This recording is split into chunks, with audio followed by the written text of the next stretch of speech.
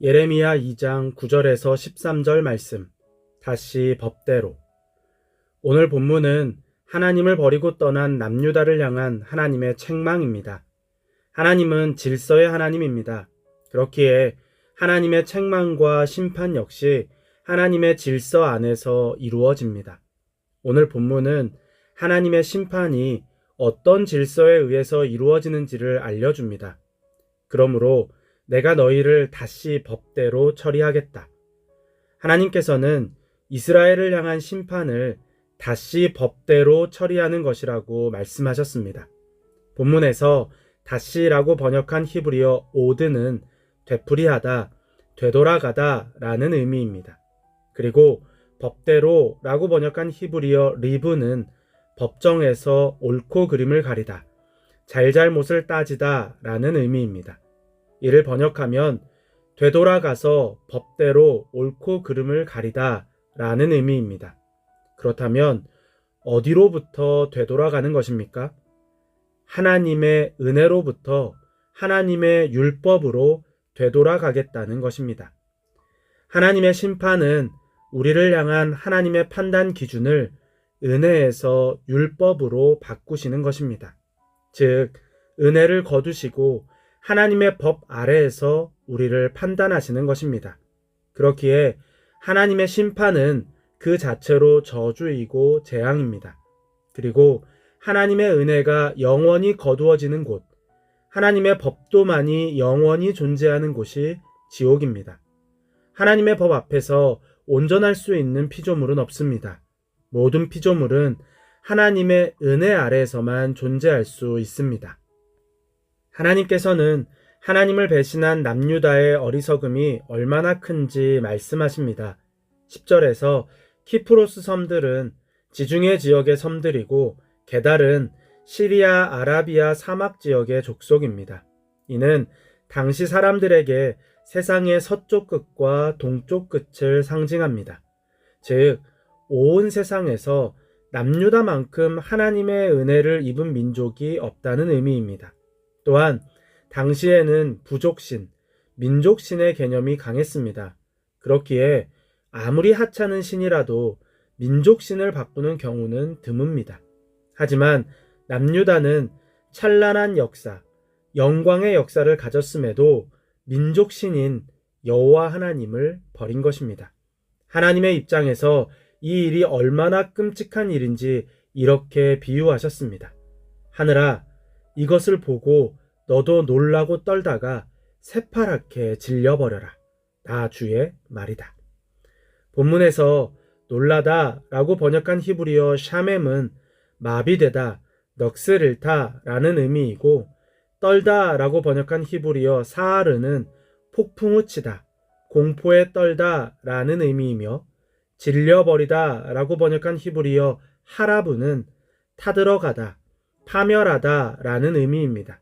이는 단순히 놀라는 것, 절망하는 것을 넘어서 아무런 소망이 없는 상태를 말합니다. 왜 아무런 소망이 없는 것입니까? 하나님께서 다시 법대로 처리하겠다고 하셨기 때문입니다. 남유다는 하나님 앞에서 성실했고 사랑스러웠고 동행했습니다. 남유다가 이렇게 할 수 있었던 것은 하나님께서 먼저 성실하셨고 먼저 사랑하셨고 먼저 인도하셨기 때문입니다. 남유다가 하나님의 백성으로 살도록 책임을 다하시는 하나님, 남유다를 신부로 여기며 한 몸처럼 사랑하신 하나님, 남유다를 복된 길로 쉼없이 인도하신 하나님의 은혜가 있었습니다. 때로 하나님의 백성으로서 실수하고 실패해도 하나님의 은혜가 이들을 긍휼히 여겼습니다. 다른 우상을 사랑하며 섬길 때에도 하나님의 은혜가 이들을 품어주었습니다. 하나님의 길을 벗어나 이방 우상의 길을 따를 때에도 하나님의 손이 여전히 그들을 이끌었습니다. 남유다는 하나님의 은혜 아래에서 보호받으며 복받으며 은혜받으며 살았습니다. 그런데 이제는 아닙니다. 하나님께서 은혜를 거두셨습니다. 행위대로 보응하기로 결정하셨습니다. 다시 법대로 처리하기로 마음먹으셨습니다.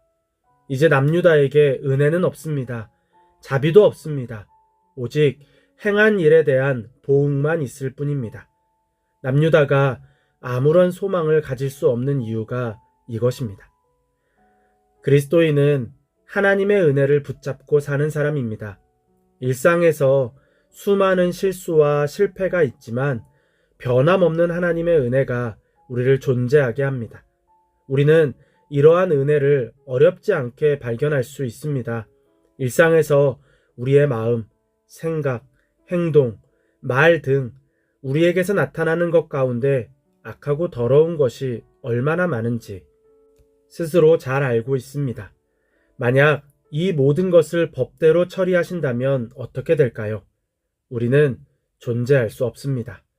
생각만 해도 놀라고 떨다가 새파랗게 질려버릴 일입니다. 하지만 우리는 아무런 형벌도 책망도 받지 않고 살고 있습니다. 왜 그렇습니까? 하나님의 은혜가 변함없기 때문입니다.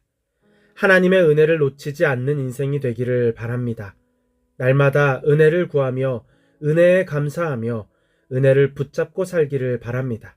그래야 다시 법대로 처리하시는 하나님의 진노를 피할 수 있습니다.